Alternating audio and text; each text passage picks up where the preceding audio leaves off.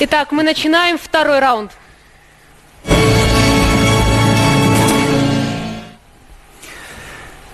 Теледебаттардан экинчи турун баштап атабыз, урматтуу телекөрүүчүлөр. Жана биз сиздерди экранда жазылып жаткан электрондук даректерге көңүл бөлүп, ошол даректер боюнча бүгүнкү дебаттарга катышып жаткан партиялардын өкүлдөрүнө суроо узатууга чакырабыз.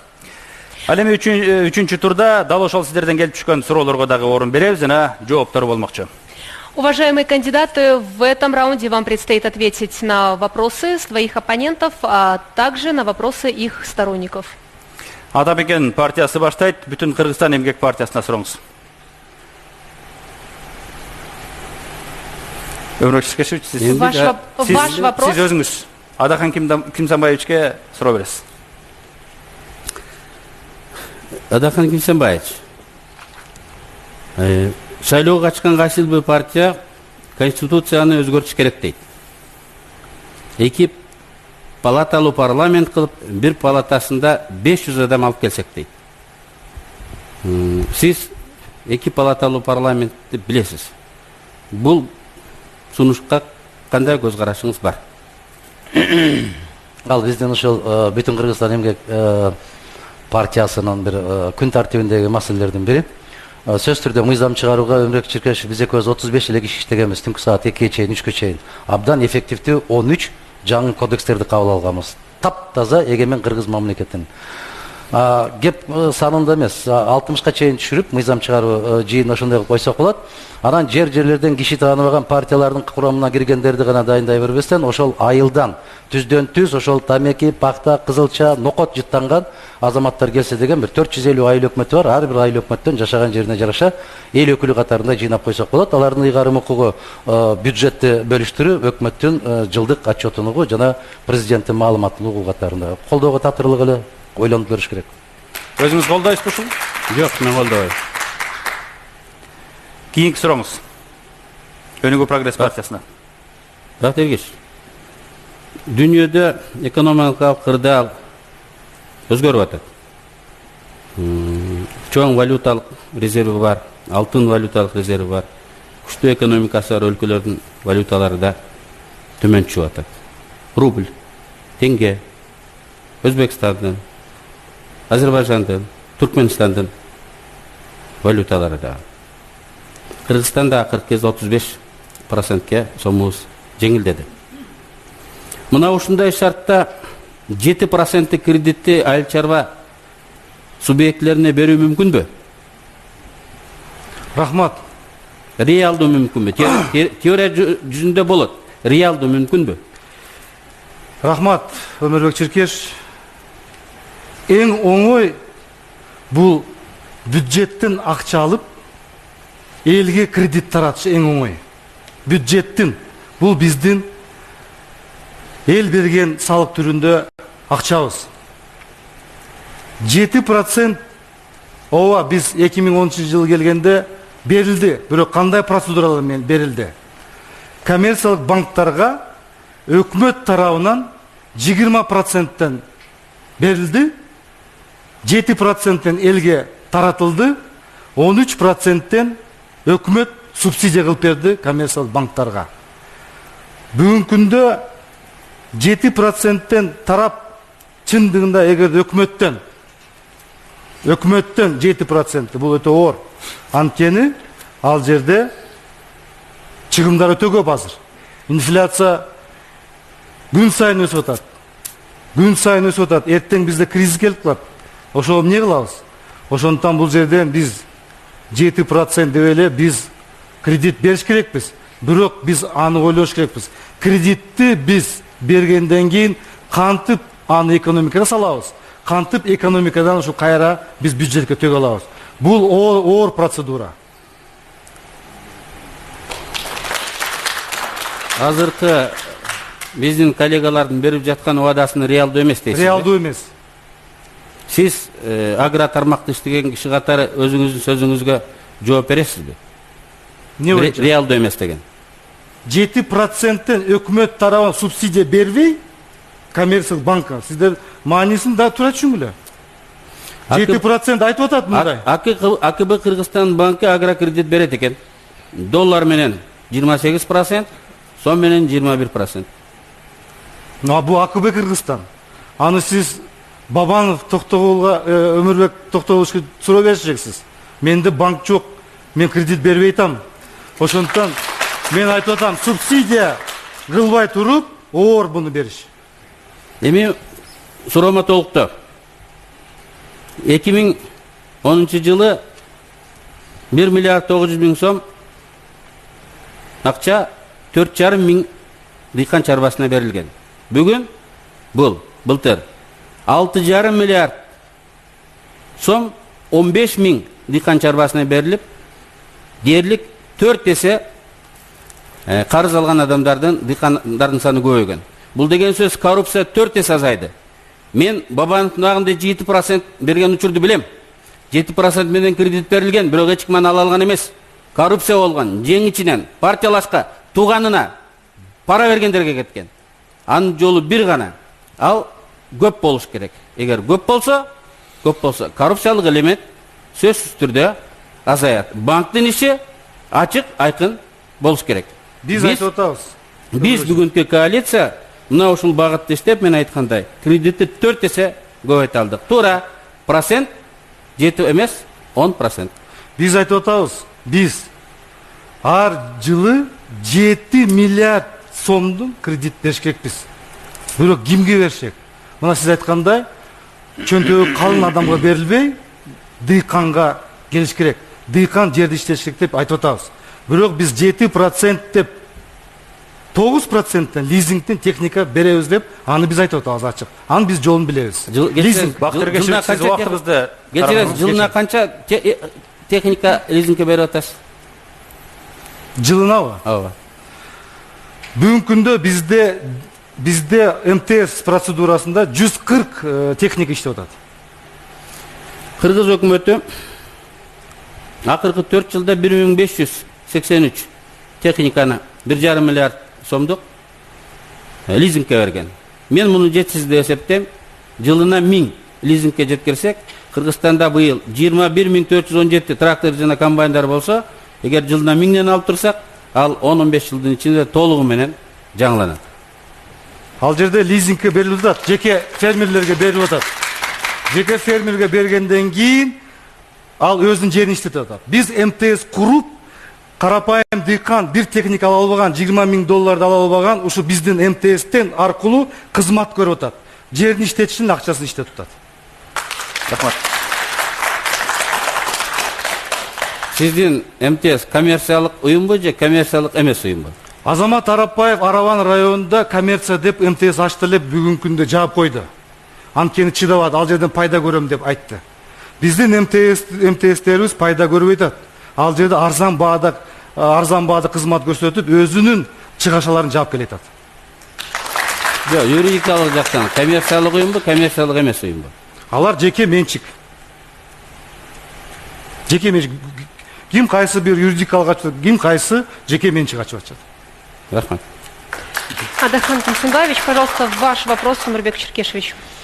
Кыргыз Республикасында азыр соттордун таптакыр жанагы реформалар өзүн өзү актап дейт. Ошо конституциянын тиешеси барбы, жокпу? Жок. Абсолюттуу конституциянын тиешеси жок. Рахмат. Конституцияны мындай жазсаң да, эгер саясий эрк болбосо, реформаны кандай жүргүзгөндү бүт түшүнбөсөк, андан майнап чыкпайт. Геп конституцияда эмес. Ооба. Туура. Рахмат. Мен азыр Өмүрбек Черкешев берди ушул суроону. Мен берейин деп аттым эле. Бактар Кешевичке. Баягы коммерциялык эмес деген менен болгон 50 сомго арзаныраак кызмат көрсөтүп атат. Бирок ошол МТС деген менен бул өзүнчө мафия болуп кетти. Жергиликтүү эптеп оокатын көрүп аткан, трактор алып алып оокат багып аткандарга жер айдатпастан сүрүп чыгып, күзгө насияга деп. Бул абдан чоң коммерцияга айланып кетти. Ыйлабаган дыйкан калган жок. Жазда бир шарт менен айдайт, а күздө келип түшүмүн жыйнаганда башка шарт менен деп. Мен элдин гана суроосу, ушуну эгер сизде маалымат болбосо, ушуну кайрадан жөнгө салып койсоңуз деп айтам. Бул жалган маалымат. Мына Өмүрбек Черкешев айтты, цифра менен айтты. Техника жетпей атат деп. Эмне үчүн биздин МТСке келип атат дыйкандар? Анткени бизде арзан баада, мына быйыл бүт Гектарын дыйкандар канчадан банкротко учурап кетти. Гектарын канчадан айдап атат? Банкротко учурап 2100дөн чүйдө бул жерде 1600 сомдон айдап атышат. Туура жергиликтүү жана Жергиликтүү техникалар эмне үчүн айдап атат? Анткени алар чыгашасын жогору коюп атат. Биздин баада иштесин, пайдасы дагы болот, арзан дагы элге кызмат кылып берет. Ошон үчүн бул жерде биз МТС ачабыз, арзан баада кызмат көрсөтөбүз. Биз дыйкандарга биз жакшы жумуш беребиз дагы, кызматын көрсөтүп беребиз. Ошон үчүн ал жалган. Расызбы? Вы удовлетворены ответом? Менимче ошол дыйкандардын баары укту, анан разы эмес, ошол дыйкандар өздөрү чечсин. Рахмат. Сиздин суроо Ата Мекен партиясына. Урматтуу Өмүрбек Чиркеш, 2010 жылы сиз элдин астына чыгып атканда айыл чарба багытындагы маселени бир топ көтөргөн экенсиз. Бензинге теги спирт картошкадан чыккан. Анан ошол жерде бир маселени айттыңыз, ушу дыйкандар жакшы кубаттады, мамлекеттик сатып алуу мекемелерди мамлекет деңгээлине көтөрөбүз деп. Мына 5 жыл өттү, 4 жыл коалицияда болдуңуз, 1 жыл Жомарт Оторбаев иштеди. Ошол программаны ишке ашпай калды. Жеке Эмне үчүн? Бул жөн эле бир вада болдубу? биз дагы деле ал идеядан баш тартпайбыз. Бүткүл дүйнө биотопливого өтүп жатат. Бензиндин баасы кымбаттаган сайын өсүмдүктөн чыккан майдын, спирттин баасы конкурентте способный болот. Ал бизге дагы жакында Кудай кааласа ошондой кырдаал келет. Ал эми өпөң чычаң болбой айыл чарба продукциясынын баасы туруктуу болуп туруш керек.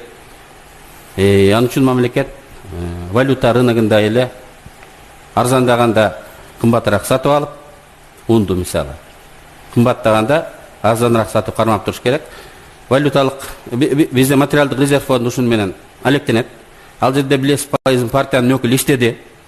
Мурун ал жерде ар дайым коррупция болгон, ар жерде скандал болгон, 0,5 миллиард, 1 миллиард карыз болуп соттошуп кууп жүргөн биздин өкүл келип, азыр 400-500 миллион сом пайда калып чыкты. Жер семирткичтерди былтыр 15 сомго чүргөнүн билесиз. Россиядан келген өзү сатып ала албай, акча жетпеди. Россияда гумбу жардам аркылуу келген унду чыгарып, былтыр жазда Кыргызстанда ундун баасы көтөрүлүп кетпешин камсыз кылып кармап турган. Албетте ундун баасы көтөрүлгөндө силерге пайдалуу болмок, ун чыгарган адамдарга. Бирок анын баасын биз басып турдук. Өзүңүз да бакасаңыз керек. Мен ундун баасы деп айтып атпайбы, Өмүрбек Чиркеш тийишип сүйлөп атат. Мен чынында ун менен иштеп келдим. Мен ак нерсени иштедим. Мен эч качан кредит берип байыган жокмун. Мен ак унду сатып биз жумуш орундар түздүк. Мен айтканым мамлекеттин деңгээлинде деп айттым мен. Ушунда сөзүңүздө бар. Мен окуп чыктым. Матрезерв убак жасады ал жумуштар. Бирок бул аз экен. Бул жетишерлик эмес, анын үчүн эбегейс гуакчы керек. Ошон үчүн мен айттым, мамлекеттин деңгээлинде бир дагы ошо айыл чарба багытындагы программаны ишке ашыра албай койдуңар деп айтып атам да ошол. Тилекке каршы биз каалаган деңгээлде ал идея ачылган жок, ал идеядан баш тартканыбыз жок. Бүгүн да ал биздин программабызда бар. Бул биздин келечегибиз. Болжолдуу мөөнөтүн айта аласызбы? Болжолдуу ишке ашыруу мөөнөтү. Анын үчүн баарыбыз биригишибиз керек. Бюджетте акча пайда болуш керек. Ошону урдатпай, жыл сайын ушул максатта пайдаланып туруш керек. Биринчи, тигил же бул продукцияны так аныкташыбыз керек стратегиялык. Чүйдөн буудай сатып алабыз. Матрезервке жана 2 спирт заводуна Карабалта, Токмок. Казакстандан келбеш керек дешибиз керек. Миллиондон доллар азыр Казакстанга кетип атат. Түштүктөн бул продукцияны сатып алабыз деп ар бир региондоштуруп биз так аныктап, бааны мамлекет кармап туруу механизми бар. Эгер коррупция болбосо, бул иш боло тургандыгын Ата Мекен партиясы материалдык резервдин иши менен далилдеди. Ушуга кошумчаласа болобу? Ушуга кошумча катарда аябай апапак болуп көрүнүп аткан бир фирмалар бар да бизде. Мына ушулар кыргыз дыйкандарынын нактасызга отургузду. Себеп ошол Казакстандан, Россиядан ун алып келет. Кыргыздын ундарынын, буудайларынын жанакы ширелүүлүгү аз экен деген шылтоо менен бул жерде аябай чоң монополия болуп кетти. Кыргызстанда азыр 3 эле компания бар. Сырттан ун ташып келип, ошолор дыйкандардын башын көтөрөбүз деп кыйкырганы менен дыйкандарды нактасызга отургузуп, мына карап көрүңүздөр, азыр бедеден башка эч нерсе айдабай калды. Эмнеге? Себеп буудайдын баасы кескин түрдө түшүп кетти. Эмне үчүн? Себеп азыр туура айтылды. Биз сырттагы кошуна мамлекеттердин дыйкандарын аябай чоң акча менен аларды колдоп атабыз дагы, өзүбүздүн Кыргызстанда иштеп аткан дыйкандарды таптакыр унутуп койдук. Бастырып салды да, жөн эле мында келип туруп эле бастырып салды. Өчөшкөндөй кылып бастырып салды. Эгерде мындан 4 жыл башта буудайдын баасы 15 сомго чейин чыгып аткан болсо, азыр 7 сомдон ашпай атат. Эмне үчүн? Себеп баягындай шылтоо болуп калды. Кыргызстанда өскөн буудайлардын ширелүүлүгү жетпейт деген бир кесепет менен. Бул аябай чоң мафия. Өзү ак болгону менен ун, туура, ак ун. Бирок ошол ак унду алып кирип аткандар абдан катуу мафиянын башында турушат да. Башка фирмалар кире албайт. Ошон үчүн дыйкандарды азыр карап көрүңүз. Эмнени сейип атат? Жүгөрү менен тек гана бедеге өтүп кетти. Буудай өстүрбөй калды. Бул биздин баягы азык түлүк коопсуздугубузга аябай каттуу соккурду. Эбегейсиз каттуу соккурду. Биз экинчи жагын карап көрүшүбүз керек да. Мен айтып коеюн. Биз уунду алып келбейбиз. Бизде заводдор бар, ал өндүрөт уунду. Биринчиси, экинчиси, биз мына 3 жылдын ичинде биз өзүбүз жаңы сапаттуу үрөндү алып келип, түшүндүрүүнү жогорулатып, биз жерлерди айдап буудай эсептеп атабыз. 50-60 центнерге көтөрдүк. Биз эгерде биринчи жылы 1000 гектар эгерде сепкен болсок, азыр биз 15 000 гектар сеп атабыз. Биздин планыбыз мына дыйкандар Кыргызстан боюнча 100 000 дыйканга, 100 000 гектар жерге чыкканга Кечирип коесуз, суроо. Абдан жакшы иштер болуп атыптыр. Кубаттайбыз, колдойбуз. 100 000 деген гектар жергегиңиз. Бирок муну партия кылып атабы, же сиздин бир тууганыңыздын фирмасы кылып атабы? Бунун эл кылып атат. Биздин дыйкандарыбыз кылып атат. Биз дыйкандарга шарт түзүп берип, биз дыйкандарга мүмкүнчүлүк жасап берип, алар дыйкандар жарык маанайда жерди иштетип, жарык маанайда өстүрүп атышат. Эми бул ошон үчүн сиз бир туугандысыз. Бир тууган ал заводдо эле иштеп атат. Бүттү.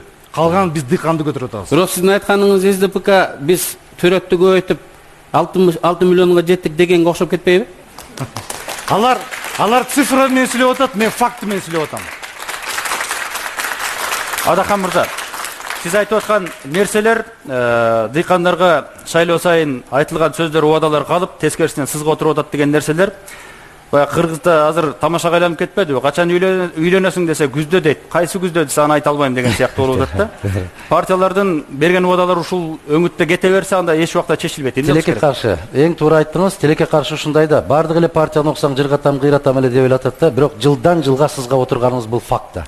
Жылдан жылга биздин сугат жерлерибиз колдон чыгып атканы факт да. Жылдан жылга биздин азык түлүк коопсуздугубузга аябай каттуу сокку урулуп атканы бул чындык да. Анан факт деп эле туура мүмкүн бир заводду иштетиш үчүн жанакы жерлерди алып, завод эмне менен иштейт? Өндүрүлгөн продукция менен иштейт. Ошол заводко муктаж, керектелүүчү продуктуларды өндүрүп алып, анан элдин кызыкчылыгы үчүн иштеп атам деген сөз бултар эмес. Муну жөн эле айтып коюш керек да, жакшынакай бизнес. Бул керемет бизнес. Бул бизнеске керек болсо 3 кишиден башка киши Кыргызстанда кире албайт деп койсо, бул чындыкка жакын болмок. Эмне кылыш керек? Себеби бизде баягы эркин базар деген түшүнүк бар да. Эркин базар деген түшүнүк бар бизде. Эмне кылыш керек? Ошондуктан эркин базар дегенде мындай да, жанакы эгер ишкерлер менен бүгүн бийлик эгер чирелишип, чырмалышып кеткен болсо, муну баягы олигархический капитализм деп коет. Олигархический капитализм Кыргызстанда аябай дүркүрөп өсүп атат. Кайсыл бир чиновниктин же болбосо саясатчынын бир тармакта жумушу болгон болсо, ошого ээ болот да, олтурат да, анан монополияга ээ болуп калат да. Мына тилекке каршы азыр ушундай болуп аткандыгы бул ачыктан ачык. Мына Таластагы Төбө бурчак деген. Не деген керемет? Түрктөр канчадан алабыз деп атат. Эмне үчүн ошону киргизбей атат? Себеп ал жерде бир монополист отурат да, сатып алуучу отурат. Мына ушул жааттан алып караганда кызылдай эле. Эгер дыйкандардын эле өзүнө коюп берип койсочу, дыйкандар жөнүндө кам көрбөй эле койсун. Дыйкан өмүр бою өзүн өзү багып келген, керек болсо ошо галстук тагып жүргөн чиновниктерди да багып келет. Ушул дыйкандарга көмөк беребиз деп олтуруп тынчытып атпайбы баарын? Муну тилекке каршы бираз маалымат жетишпегендигинен күйүп кетип баратат. Ошол кредит алып, кредитин төлөй албай, жангештиликке барып аткандары канча? мына айтканда эле кооз болуп кетет экен да, жана мен сага карыз берип турам, күздө кайтарып бересиң. Күздө 7 катар кадыңдан бери соруп алып атканда чыдабастан, эми кыргыз мындай да, күздө көрө жатарбыз деп тоо келге салып коет. А чыныгы зордоп келгенде анан жан кыйдылыкка барып атат, жок дегенде балдарыма кыйынчылык түшпөсүн дегендей. Тилекке каршы жагдай ушундай азыр. Рахмат. Бакыт мырза, Бүтүн Кыргызстан эмгек партиясына сураңыз. 24 жыл кооз сүйлөп биздин курсагыбыз тойдубу? 24 жыл биздин миллион мигранттарыбыз сыртта жүрөт. 24 жыл эмнени көрдүк биз? Биз жоготконубуз көп нерсени көрдүк. Ооба, жакшы мыйзамдарды жаздык, жакшы сөздөрдү сүйлөдүк. Бирок биздин курсагыбыз тойдубу? Биздин кийимибиз бүтүн болдубу? Биздин жерибиз иштелдиби? 700 000 гектар жерди биз жоготтук. 700 000 гектарды жер жоготуп, эмне? Мен Жети Өгүз районунда МТС ачып картошка өндүрүп атышат азыр ол жерде. Мен завод картошкам жок менде. Таласта мен МТС ачтым, төбүрчак өндүрүп атышат. Менде төбүрчак заводторум жок. Чүйдө бул жерде кызылча өстүрүп атышат. Менде сак заводум жок. Мен өзүм айтып атканым, мен бул жерде дыйканга жер иштесин деп айтып атканым. Сурооңузду бериңиз, сиздин убактыңыз аябай көп кетип калды. Өтө аз калды. Бүтүн Кыргызстан эмгек саясий партиясына сурооңуз. Сиз суроо деп айттыңызбы? Суроо беришиңиз керек, сиз жообун берип койдуңуз. Өмүрбек Черкеш, Адыхан Кимсанбаевич. Аскар Маткабулович Алтын Кенч деген Ала Тоо Кенч деп түзөбүз деп атат. Чындыгында айтканда, маанисин, мазмунун айтып бериңизчи. Көп элдер менден сурайт. Мен жакшы так айтып бере албай атам да ушуну. Ала Тоо Кенч деген ушул биринчи баскычтары катарында элге сунуштайбыз деп атат. Жанагы азыр айтпадыбы, биздин оппонентибиз айтты. Кыргызстандын жер астындагы байлыктары кыргыз элине кызмат кылуу керек деген принципте. Ошондо Ала Тоо Кенч деген бул долбоор, аны аябай катуу талкуулаш керек. Ар тараптуу экспертизадан өткөрүп, бир сөз менен айтканда, ошол Кыргызстандын жер астындагы байлыгы, темири болобу, көмүрү болобу, алтыны болобу, күмүшү болобу, ошол Ала Тоо Кенч деген бир элдик бир компания жүрсө дегенде бир долбоор сунушталып атат. Аны кеңири талкууга алышыбыз керек. Акционер катарында элдин өзү кызмат кылышы керек дегенде да, жана жергиликтүү кайсы жерден чыкса, ошол айыл өкмөтү болобу, же болбосо район болобу, ошол негизги акционер ошолор болуп калуусу керек. Адыхан Кимсанбаев, ушундай проект менен Руслан Тойчубеков да чыгып, жер үйдө элдик акционерди коомго айландырабыз деп аягы эшекти деликатес кылып талкаланды да. Сиздин бул проектиңизде андай кесепет күтүп элечек күтүп отурган жокпу?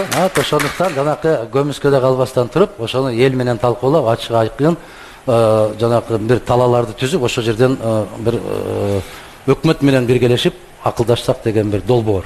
Жөн жаткандан көрө кайсы бир деңгээлде бир сунуштар болуп турган болсо, аны кош колдоп коебуз. Олигархтардын саясатка келиши абдан опурталдуу, коркунучтуу деп айттыңыз. Туура. Кыргызстанда бирден бир олигархтардын бири Аскар Саламбековдун үй бүлөсү. Алар сизге жармашып бийликке келип калса, кыргыз экономикасына андан ары суук колун салбайбы?